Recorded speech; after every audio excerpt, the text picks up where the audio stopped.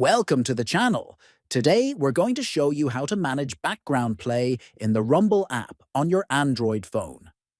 If you've ever wanted to keep your video playing while using other apps or lock your screen with only audio, this guide will walk you through everything step by step. First, open the Rumble app on your Android phone. Next, tap on the account option located at the bottom. Then, click on the settings icon, which you'll find in the top right corner. Scroll down through the settings menu until you find the section labeled Playback. Tap on Background Play under the Playback section. You will now see three available options. Picture-in-picture. This allows the video to play in a small floating window while you use other apps. Sound only. This keeps only the audio playing when you leave the app or lock the screen. Off. This disables background play completely.